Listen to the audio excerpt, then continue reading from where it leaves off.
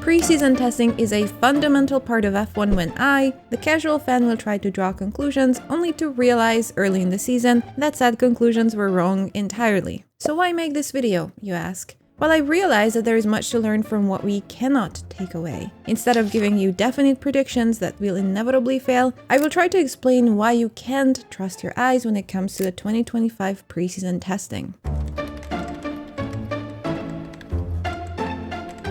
Preseason testing is the perfect time for teams to look inward, and its main objective is to compare on-track data to their previous simulations done either through a tiny wind tunnel model or nowadays more commonly through a software package called Computational Fluid Dynamics, CFD for short. Unlike a restricted wind tunnel model, the CFD software allows teams to tweak a completely virtual car model 1,000 times if needed, while the program calculates downforce, drag, air pressure, and other key factors. Once the car hits the track, during testing it is covered, or in some cases drowned in Flovis paint so that the real-life aerodynamic results can be compared to previous CFD calculations. The higher the correlation, the bigger the engineer smiles. While McLaren has recently been acing in this department, there are certain teams that still haven't really figured out why the real world does not live up to its virtual model. But I digress. There's another important element to testing, and that is tires. The big news for 2025 is that Pirelli has introduced a new extra soft compound,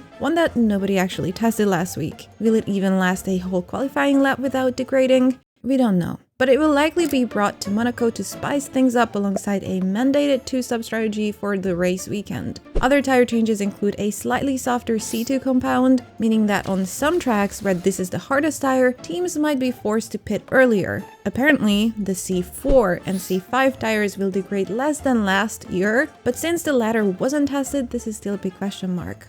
Now, on to my favorite and most unreliable part of testing, lap times. You might have seen that Carlos Sainz topped the charts overall with Hamilton close behind, and this means absolutely nothing. Here's why.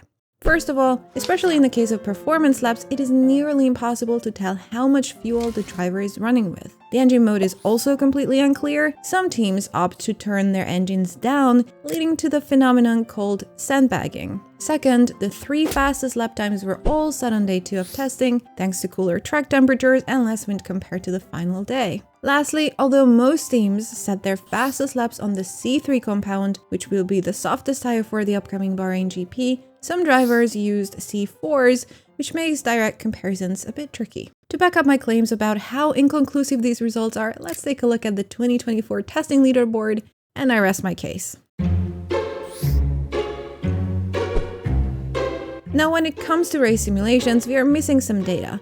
Red Bull, seemingly too busy trying to find the right setup, didn't really test their race pace, leaving their true performance a bit of a mystery. Despite my earlier statements about lap times being irrelevant, it does seem that, regardless of conditions, McLaren might have the steadiest and quickest pace compared to both Ferrari and Mercedes. Especially Mercedes, as Antonelli appeared to suffer significant degradation on the C3 tire. But then again, while race simulations are slightly more telling than performance runs, they're still not entirely trustworthy. Not that I'm pointing fingers at anyone in particular, of course. But what about the number of completed laps, you ask? Do they translate to on-track reliability?